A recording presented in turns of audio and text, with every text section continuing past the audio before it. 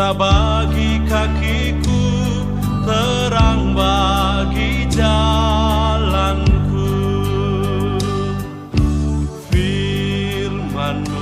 Tema kita belajar hari ini cukup unik. Belajar berani disapih. Nah, disapih itu bahasa Jawa, bahasa Indonesianya cerai susu. Ya, ada waktu yang harus dialami oleh setiap manusia. Ya, ada waktu. Yaitu seorang bayi menjadi anak, ada fase yang harus dialami. Walaupun itu tidak enak. Yaitu lepas susu, lepas ASI, ya, cerai susu harus. Nah, semua kita sih nggak pernah ingat, ya, semua kita pasti nggak pernah ingat dulu waktu kita masih dari bayi ke anak waktu lepas susu, kita pasti lupa, ya. Tapi saya percaya sebagian besar kita sering atau pernah melihat anak-anak yang cerai susu. Waduh, itu kalau saya tahu banyak hal, ya, bahkan sampai beberapa waktu yang lalu. Nah, itu anak itu berontak sudah, karena sudah terlalu nyaman.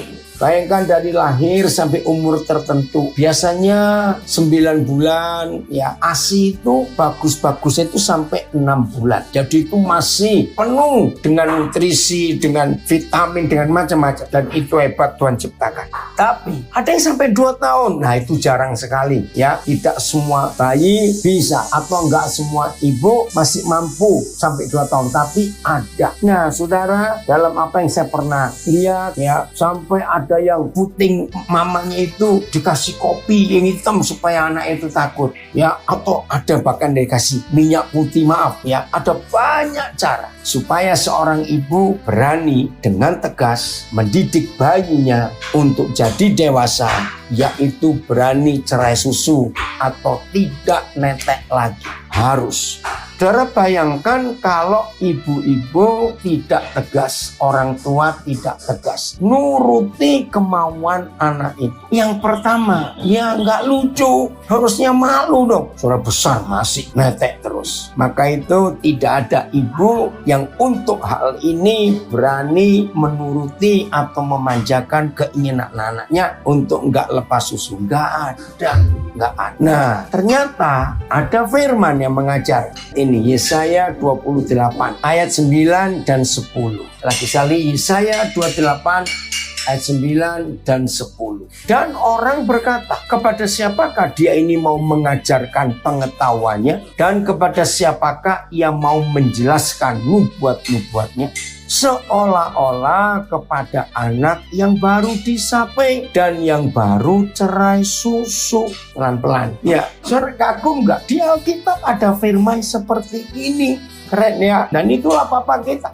Maka itu bagi beberapa saudara, anak-anak saya warga binaan dan semua saudara yang ikut belajar saat ini, yang di audio, yang di Zoom, Instagram, Facebook, tidak ada cara lain saudara dan saya bisa begitu memahami dan mengerti firman Tuhan selain dengan sebuah konteks bahwa hubungan kita dengan pencipta alam semesta itu hubungan orang tua dengan anak-anaknya. Saya ulangi lagi, ini pemahaman atau cara yang paling mudah membuat saudara dan saya tidak kesulitan, tidak kesulitan untuk belajar kebenaran firman Tuhan. Kenapa? Karena kita semuanya harus dididik sebagai anak-anak Bapa di surga untuk menjadi dewasa. Nah, saya ulangi lagi. Jadi ada satu cara yang paling mudah. Maaf, izinkan saya berkata ini. Saudara, sebetulnya kita nggak perlu mengenal Tuhan lewat teologi. Maaf. Tidak perlu, cukup menyadari bahwa kita ini anak, dia itu papa. Saya ulangi,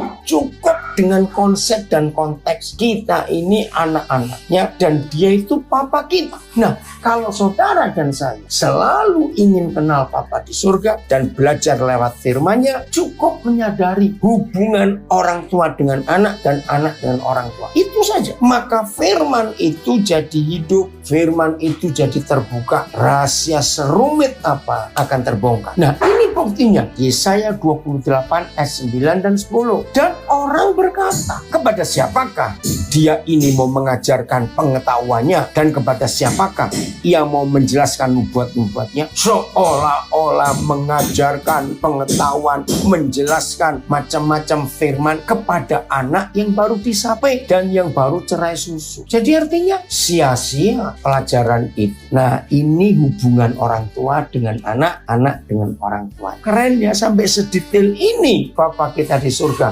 menyampaikan firman-Nya. Ayat 10. Nah, anak-anak yang masih umur segitu itu, lihat, sebab harus ini, harus itu, mesti begini, mesti begitu, tambah ini, tambah itu. Lucu ya firman ini, tapi itulah fakta dalam hidup kita. Nah, saudara, banyak tulisan dalam Alkitab, khususnya kitab Ibrani pasal 6, pasal 12. Kalau ditinjau dari waktu, kamu ini sudah sangat dewasa. Tapi kenapa kamu masih diajarkan hal-hal dasar, hal-hal yang sepele? Padahal kalau menurut waktu, kamu ini sudah jadi pengajar. Tapi kenapa kamu masih anak-anak, kamu nggak dewasa? Itu tadi, nggak mau cerai susu, nggak mau disapai. Hal-hal kecil masih diberitahu, sebab harus ini, harus itu, mesti begini, mesti begitu, tambah ini, tambah itu. Contoh yang paling sederhana, saya percaya di antara kita pasti masih sering ada orang Kristen loh, Kristen sudah sekian puluh tahun jadi Kristen, masih bertanya begini, betul nggak merokok itu dosa? Nah, kalau ada yang sudah sekian tahun menjadi murid Tuhan Yesus, menjadi anak Bapa di surga, tapi masih tanya, masa merokok itu dosa? Nah, itu masih bayi. Diajari ini, diajari itu, ditambah ini, ditambah itu. Harus begini, harus begitu. Oh, Ibrani 5. Nah, saya baca ya, Ibrani 5 ini. Sebab sekalipun kamu, kita ya, ditinjau dari sudut waktu, sudah seharusnya menjadi pengajar, menjadi guru. Ternyata kamu masih perlu lagi diajarkan asas-asas pokok dari pernyataan Tuhan. Dan kamu masih memerlukan susu, bukan makanan keras. Lihat BIS-nya, ya, Ibrani 5 ayat 12. Sebenarnya sudah waktunya bagimu untuk menjadi guru. Tetapi nyatanya kalian masih perlu belajar dari orang lain tentang asas-asas pertama ajaran Tuhan, yaitu pertobatan dan sejenisnya. Kalian belum dapat menerima makanan yang keras. Kalian masih harus minum susu saja. TSI. Dilihat dari waktu, semestinya kalian sudah menjadi guru. Tetapi sampai sekarang kalian masih perlu diajar tentang dasar-dasar firman Tuhan. Kalian masih seperti bayi yang hanya bisa minum susu dan belum bisa makan makanan keras. Saudara, lihat firman ini. Maka itu menjadi anak Bapa di surga tidak boleh manja. Oh ya, tidak boleh manja. Harus siap untuk dewasa. Nah, tapi ada kasus tertentu. Anak-anak yang gak suka makan. Saudara, tidak semuanya ya. Tapi ini fakta. Anak-anak yang tidak suka makan. Ya, mungkin ada gangguan pencernaan. Bisa terjadi. Tapi dalam pengamatan saya sekian puluh tahun ini, rata-rata anak-anak yang susah makan, maunya minum susu terus. Itu kesalahan ibunya. Ayo, para ibu jangan tersinggung dulu saya ngomong ini. Loh, kenapa? Dengar baik-baik. Anak-anak, bayi, ya anak-anak lah, itu tidak perlu makan 3 kali sehari seperti kita. Nggak perlu. Anak-anak itu kalau lapar baru minta makan. Nah, banyak ibu-ibu maksudnya baik. Mama-mama itu kasihan anaknya supaya sehat, ya supaya cepat besar. Diajar makan 3 kali sehari seperti kita. Padahal anak itu belum membutuhkan makan. Saudara dengar baik-baik. Nah, anak-anak yang dipaksa makan padahal dia belum lapar, maka anak-anak itu disiksa oleh ibunya atau oleh neneknya. Hati-hati itu ya. Nah, karena belum waktunya makan lalu dipaksa makan, maka buat anak-anak itu makan itu penderitaan. penderitaan dan penyiksaan. Jadi ketika anak itu lagi main, lalu dengar di belakang tang ting tang ting, waduh, mama menyiapkan makanan buat aku. Waduh, ini penyiksaan lagi buat aku. Sampai begitu. Dulu ya, dulu. Sekarang hampir nggak pernah lihat. Masih ingat berapa puluh tahun yang lalu? Ya, ada mama-mama atau babysitter itu nyuap anak sampai jalan ke tetangga-tetangga keliling. Ampun, nggak perlu anak sampai seperti itu dipaksa makan. Nggak perlu. Nah, jadi ada anak-anak tertentu masih suka susu karena makan itu penderitaan dan penyiksaan. Jadi yang bertobat mama dan nenek, awas. Anak-anak itu nggak mati kalau mereka itu nggak makan. Karena di tubuh mereka punya jam makan yang berbeda dengan kita. Jadi jangan dipaksa. Kalau mereka minta makan baru. Nah ternyata saudara, anak-anak yang kita ikuti jam makannya. Anak-anak itu kalau makan pasti suka. Nah, hal yang berikut ini nyimpang dikit lagi. Mama-mama, berbahagialah dan berbanggalah orang tua. Kalau sejak umur belum setahun, anak itu nggak mau disuap dan mau makan sendiri. Wah, itu dahsyat. Berbahagialah orang tua.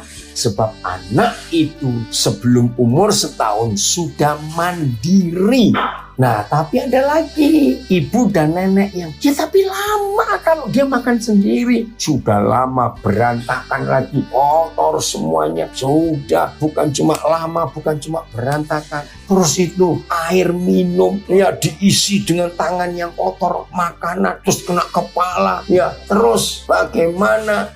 Ya kotor semua. Nah, mama papa orang yang di rumah nggak tahan lihat itu. Saudara, dengarkan, biarin. Nah begini, orang tua harus berhikmat. Waktu anak makan itu harus duduk, bukan jalan-jalan ya. Nah waktu duduk beri alas ya, di kursinya itu beri alas ya, mau koran atau plastik lah yang bisa dicuci lagi. Selebar apa ya, kira-kira 1 meter atau 2 meter persegi gitu. Untuk apa? Kalau mereka makan dan jatuh semua, nggak usah repot-repot, langsung selesai makan kita ambil, kita buang terus cuci. Lain kali kalau dia makan pakailah. Percayalah, kalau anak-anak sejak kecil sudah bisa mandiri makan sendiri, anak itu hebat.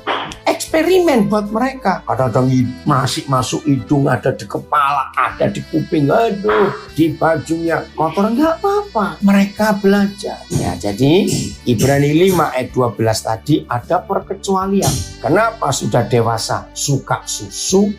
Karena salah mendidik dalam hal makan. Oke ya, jadi jelas untuk kembali kepada disapeh atau cerai susu ya. Yang baru gabung ayat kita yang pertama tadi Yesaya 28 ayat 9 dan 10. Mari kita lihat, binatang saja menyape anaknya. Ayo, siapa yang pernah pelihara anjing ya? Ada toh? Nah, saya masih kecil lihat fakta itu. Ada anak-anak anjing yang manja, sudah bisa makan makanan keras, masih kejar induknya tidur, wah langsung diserbu. Pernah lihat ya? Saudara lihat, hebat loh induk anjing itu. Dia tendang anak-anaknya yang mau nyusu lagi. Sudah besar kok, bahkan induknya lari, anaknya ngejar. Waduh, itu masih kecil saya melihat itu. Nah, binatang saja ngerti mendidik, jangan dimanja. Maka itu hati-hati. Ini fakta yang lucu sekali. Tapi kita harus tahu, induk Raja Wali ya. Nah, jadi anak-anak itu kalau diajar punya jam makan sendiri, anak-anak jadi suka makan. Karena buat mereka makan itu kenikmatan, bukan hukuman. Kita buka Ulangan 32. Bukan cuma anjing ya, tapi burung Raja Wali. Lihat ini Ulangan 32 ayat 11 dan 12. Ini cara yang Tuhan pakai. Nah, ada komen di Facebook saya. Setuju, biarin anak-anak makan sendiri. Soal berantakan nanti bisa diberesin. Orang tua yang terlalu mendominasi anak-anak dalam hal makan, maka orang tua seperti itu akan cenderung mendominasi seluruh hidup anak-anaknya. Ini penderitaan buat anak-anak, bukan dalam hal makan saja. Betul, ya, praise the Lord ya. Jadi ini kesaksian yang luar biasa. Ada komen di Instagram saya, jangan ambil alih tanggung jawab anak dengan alasan saya. Betul ya, Ya, karena itu bukan sayang, namun menjerumuskan. Wah, ini tulisan bagus. Maka itu hati-hati ya mama-mama, kalimat ini loh, konsep tadi itu. Ternyata kalimat ini, ketika anak-anak bisa melakukan sesuatu, terus mamanya bilang, nggak usah, biar mama saja.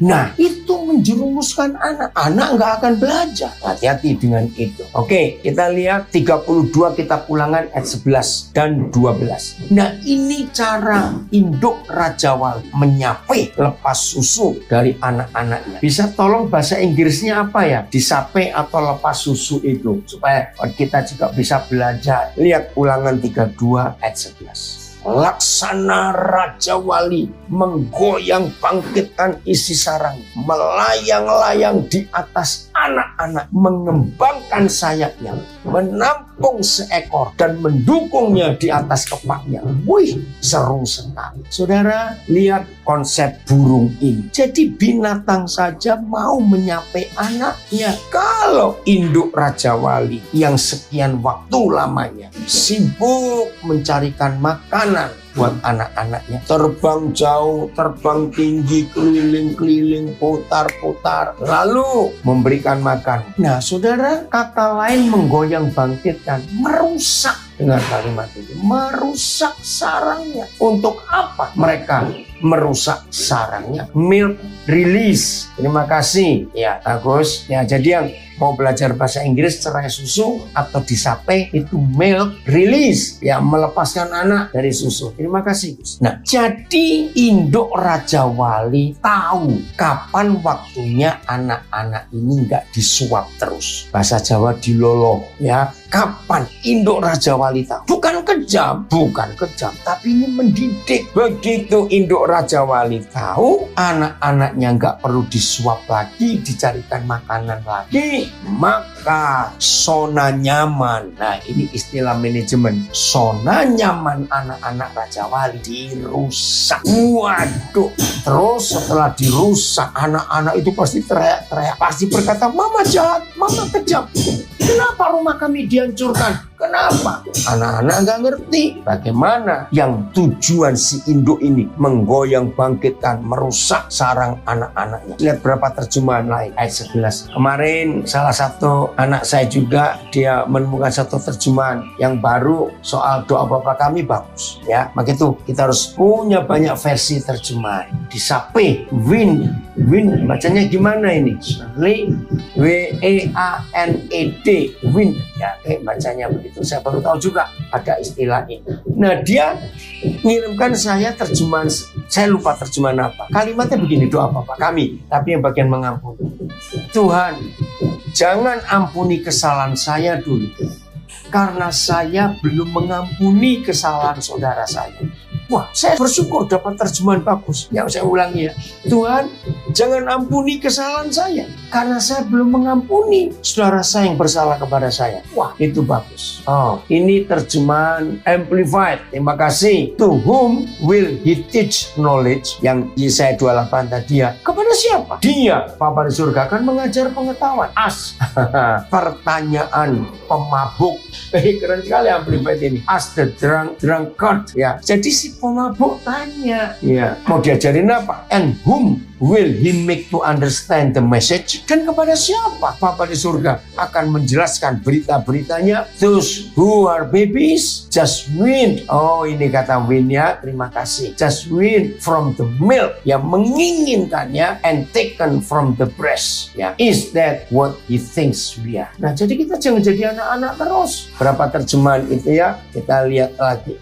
Ulangan 32 ayat 11. Ayat, bagaikan burung Raja Wali menggoncang-goncangkan sarangnya, melayang-layang di atas anaknya. Dia merentangkan sayapnya untuk menangkap mereka serta membawanya di atas kepakannya. Jadi begini, ketika induk Raja Wali tahu anak-anak sudah dewasa, harus bisa terbang sendiri, cari makan sendiri, maka mama itu merusak zona nyamannya. Ketika zona nyaman dirusak, ini dalam logika saya ayatnya, anak-anak itu marah, nggak ada tempat lagi untuk berpijak, nggak ada tempat lagi untuk manja-manja. Maka mau tidak mau anak-anak ini didorong. Nah, sarang Raja Wali dari apa yang kita belajar itu paling rendah 40 meter dari permukaan tanah. Ada yang lebih tinggi lagi dari ikan. Kenapa burung Raja Wali membuat sarang seperti itu? Karena supaya anak-anak Raja Wali ketika waktunya terbang dan didorong lepas dari sarangnya langsung terbang. Karena dari ketinggian, saya coba bayangkan sebentar. Hal apa yang pertama dikerjakan oleh anak-anak Raja Wali kalau mereka sudah disab hebat? Yang pertama mereka kerjakan adalah mengepakkan sayapnya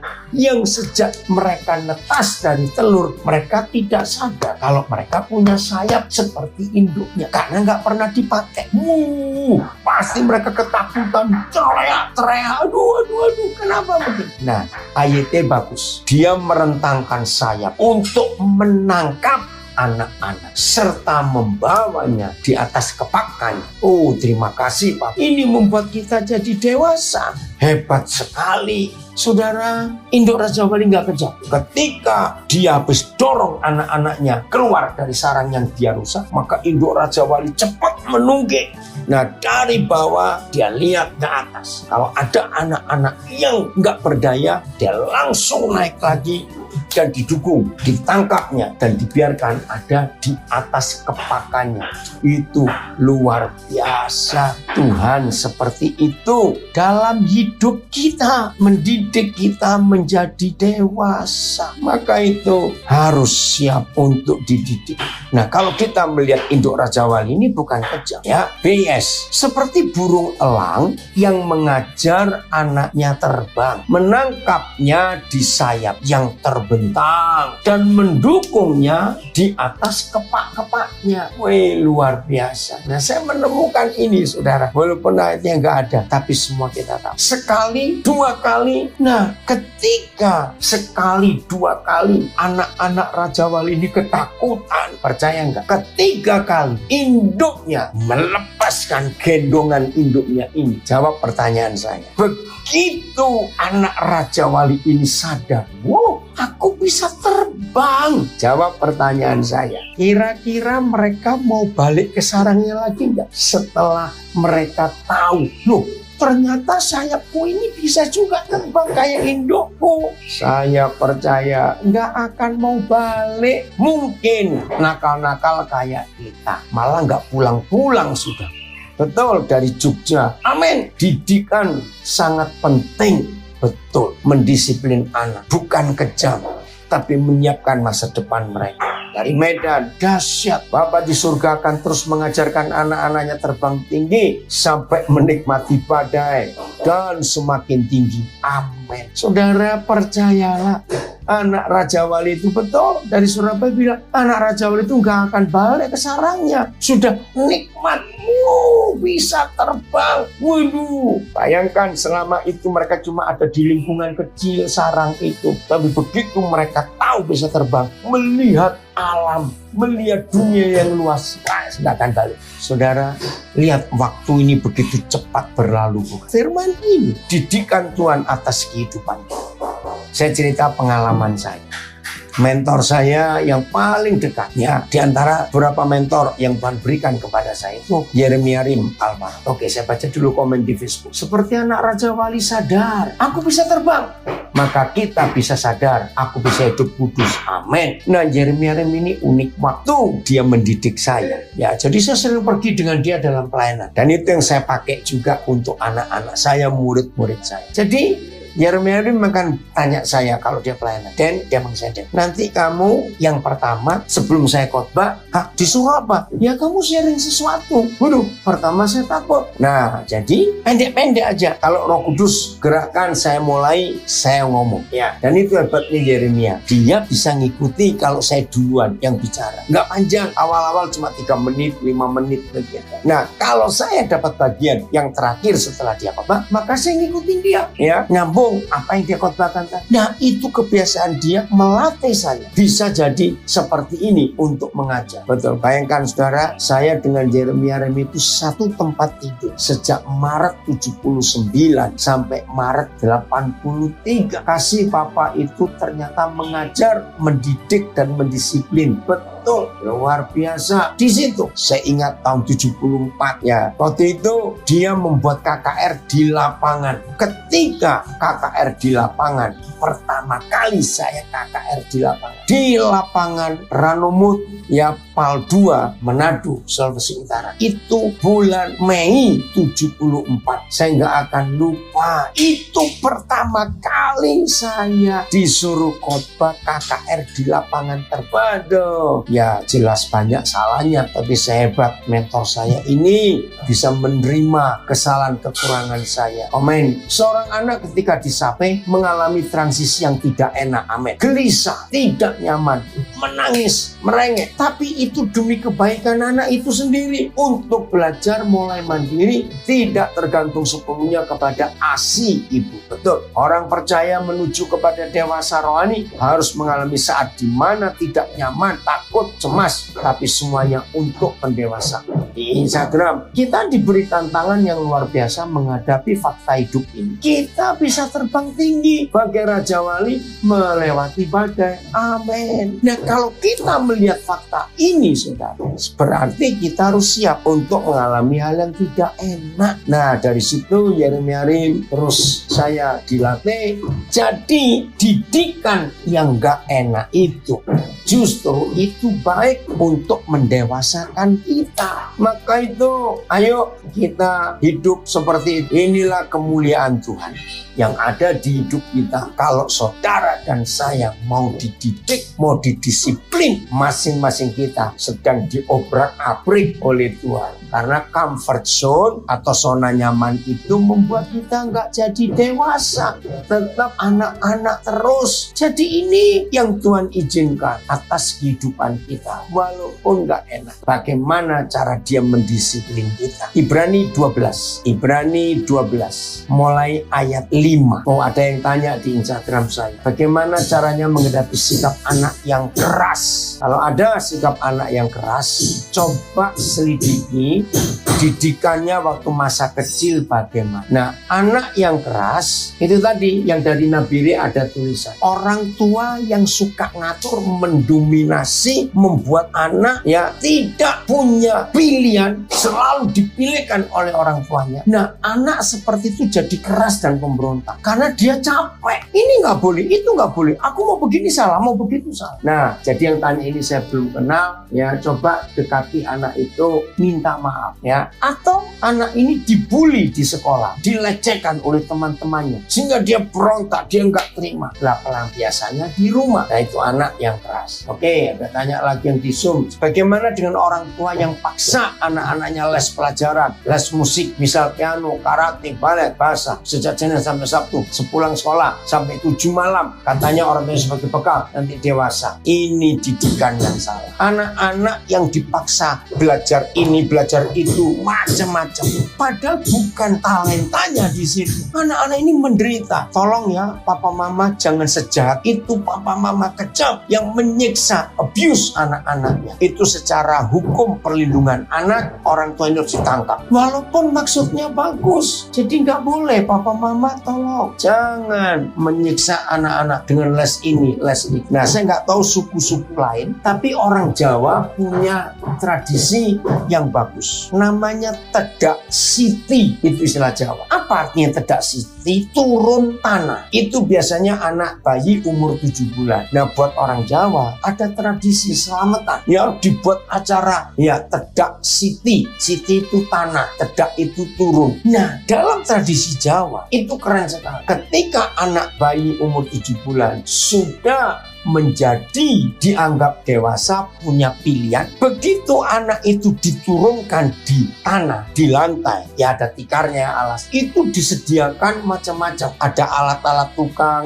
ya kalau anak laki ada uang, ada mobil-mobilan, ada buku, macam-macam lah, tergantung orang tuanya. Nah, sambil orang tuanya bersorak-sorak, anak itu merangkak kiri kanan. Lalu orang tua ini melihat anak ini pegang up, yang dipilih up. Nah, bagi orang tua Jawa, tradisi tedak siti ini turun tanah, maka apa yang dipegang anak itu, nomor 1, nomor 2, itu dianggap, oh besok dia akan jadi ini, luar biasa. Nah, jadi papa mama, walaupun maksud kita baik supaya anak-anak nanti kalau kita meninggal nggak repot punya bekal, ya tapi jangan dileskan semua, itu pun nggak masuk akal. Orang itu minimal punya 2, ya maksimal punya 4 talentanya. Jangan semuanya balet, musik, karate, capek anak bahasa Inggris. Oke, terima kasih. Ini ada seorang ayah yang saya kenal dan dia berhasil mendidik 4 anak. Just sharing, saya hanya berbagi. Orang tua yang harus menjadi halus dan humble, ya, menjadi lemah lembut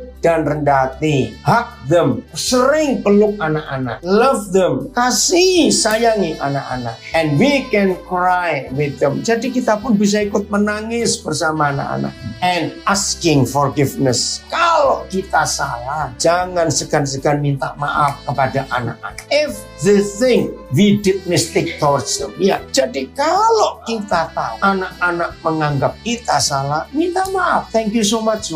Ini nyata karena saya pernah tinggal dengan mereka dan saya melihat sendiri bagaimana Rudy mendidik anak-anak. Oke, ada komen lagi. Kenyamanan membuat kita terlena dalam hidup ini dan menghambat pertumbuhan kita. Tetapi ketidaknyamanan, nah itu dia yang akan mendidik kita. Didikan itu pasti terasa sakit. Diusung campur itu ada kemuliaan yang kekal dan abadi. Betul. Terima kasih untuk itu. Nah, ada kesaksian seperti anak saya. Karena saya terlalu keras memaksakan aturan saya, berarti saya harus minta maaf. Betul, mengaku salah. Oke, Ibrani 12. Ibrani 12. Kita lihat mulai ayat yang ke-5. Dan sudah lupakah kamu akan nasihat yang berbicara kepada kamu seperti kepada anak-anak? Nah, ketemu lagi bukan? Ini salah satu cara belajar firman yang paling mudah. Selalu menyadari hubungan kita dengan pencipta alam semesta itu hubungan anak dengan orang tuanya, ya. Saya ulangi lagi. Dan sudah lupakah kamu akan nasihat yang berbicara kepada kamu seperti kepada anak-anak? Hai anakku, janganlah anggap enteng didikan Tuhan, jangan anggap remeh didikan Tuhan. Dan janganlah putus asa apabila engkau diperingatkannya, karena Yahweh menghajar orang yang dikasihinya dan ia menyesah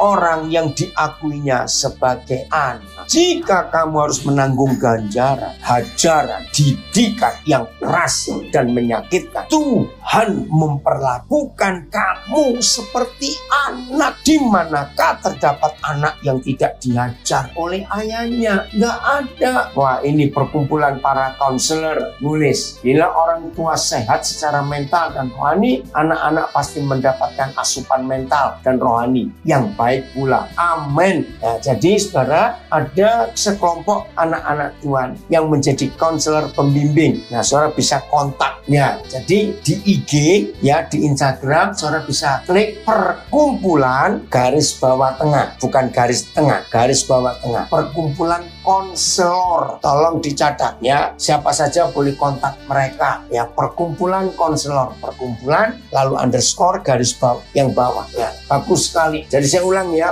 bila orang tua sehat secara mental dan rohani, anak-anak pasti mendapatkan asupan mental dan rohani yang baik. Oh, ada yang tanya, bagaimana kalau anaknya sendiri yang minta untuk mengikuti les yang cukup buat menuntut? Nah, pertanyaannya, apa motivasimu les itu? Karena ada anak-anak yang seneng kumpul-kumpul males di rumah karena ada temannya les itu, les ini. Nah kalau itu hanya seneng-seneng karena ketemu temannya tapi bukan passionnya, bukan talentanya, ya kita harus nasihat. Nah sadar loh, talentamu bukan itu. Ngapain kamu les ini les itu? Jadi jangan diiyakan, ya cek dulu gitu. Ada yang tanya lagi, bagaimana anak yang buat kesalahan? Terus kita beritahu dia kalau itu tidak boleh karena tidak baik, tapi dia selalu melakukan kesalahan yang itu berulang-ulang. Pertanyaannya, tindakan apa yang kita harus lakukan? Kalau tidak boleh kasar dan keras, memang nggak boleh. Sadarkan terus, sadarkan bahwa itu salah. Beri contoh-contoh. Ada banyak kisah di Google, ada banyak. Beri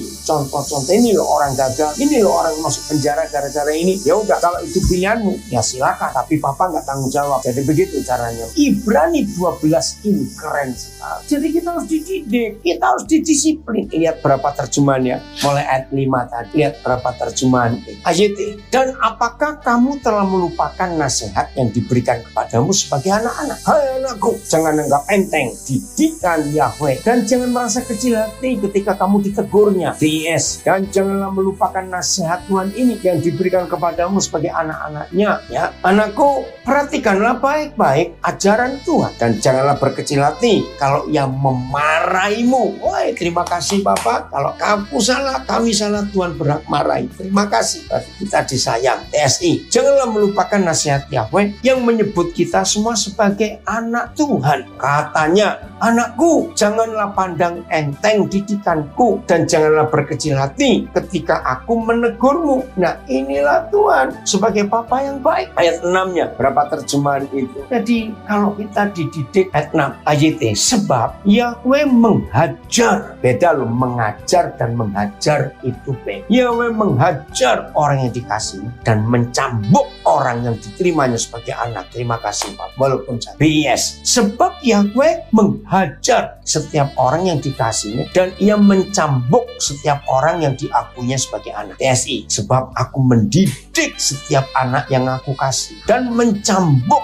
setiap orang yang aku terima sebagai anak. Ayo semua kita berkata terima kasih Pak. Dicambuk, dihajar, dimarahi. Terima kasih Bapak. Terima kasih. Berarti kita anak. Justru hati-hati kalau ada di antara kita yang didiamkan Tuhan. Hati-hati. Sudah tahu salah tapi didiamkan. Tuhan jangan ya Papa, jangan. Hajar kami, marahi kami, didik kami. Oh, ada yang komen. Nggak les juga tetap naik kelas. Betul. Kalau kita mau belajar. Nah itulah Papa kita di surga. Dalam hal ini kita sangat bersyukur didikan Papa. Ayat 7-nya berapa terjemahan itu? Ayat ini, kamu harus bertahan dalam demi didikan itu. Saya ulangi, kamu harus bertahan demi didikan itu. Karena itu berarti Tuhan sedang memperlakukan kamu sebagai seorang anak. Lagi pula anak macam apakah yang tidak pernah dididik oleh ayahnya? PS, hendaklah kalian menerima cambukan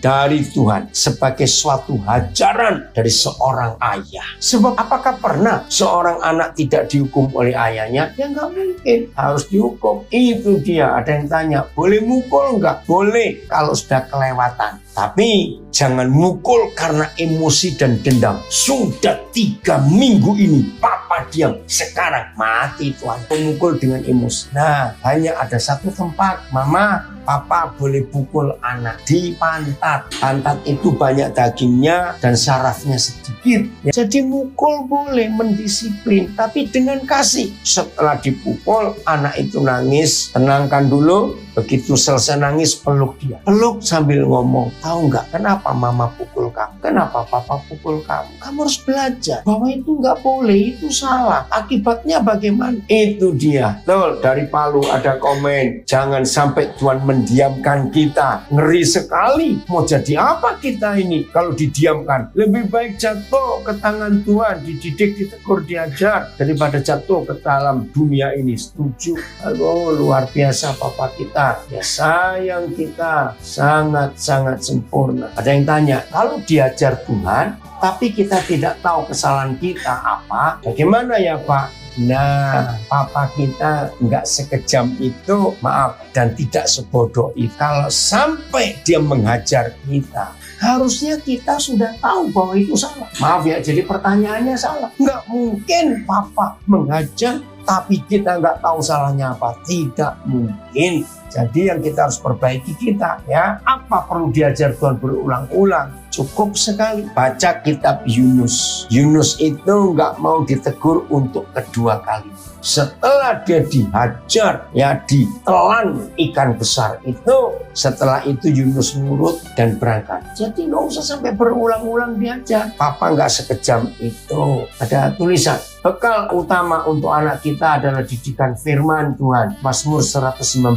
ayat 9 dan teladan orang tua. Setuju. Ayo papa mama jadi contoh. Jadi Tuhan tidak akan mengajar kita kalau kita nggak diberitahu salah kita apa. Salah besar. TSI belum. Jadi waktu kita menderita karena cambukan dari papa sebagai suatu hajaran dari seorang ayah. Sebab apakah? Balik. Jadi waktu kita menderita karena cambukan dari Papa Surgawi, ingatlah bahwa Tuhan sedang memperlakukan kita sebagai anaknya. Wajar saja seorang ayah mendidik anaknya sendiri, bukan? Wajar. Memang harus begitu. Ya, baik ayat 8.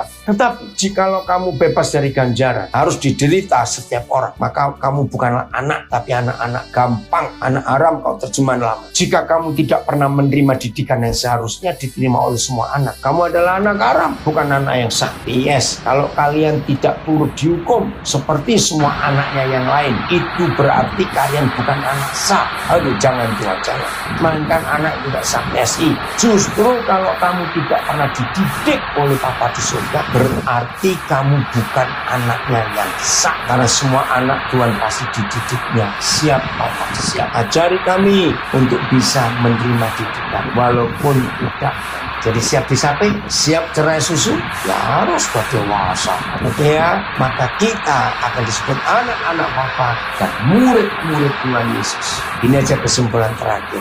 Nggak akan ada sekolah di negara mana saja, baik dari SD, SMP, SMA sampai perguruan tinggi yang iklannya begini. Inilah sekolah yang tidak pernah ada ujian, tapi langsung naik dan lulus. Saya percaya kampus itu nggak laku. Kalau sampai ada yang masuk, itu yang goblok. Maaf gitu. Ya, jadi siap dididiknya harus ada ujian dalam hidup kita ini untuk menaikkan kita ke tingkat yang berikut. Tuhan Yesus memberkati. Selamat menikmati didikan, hajaran, cambukan, dan Tuhan Papa memarahi kita. Pasti akan jadi murid-murid dan orang-orang yang luar biasa. Tuhan Yesus memberkati. Shalom. Sampai kita ketemu lagi. Firman-Mu pelita bagi kakiku, terang bagi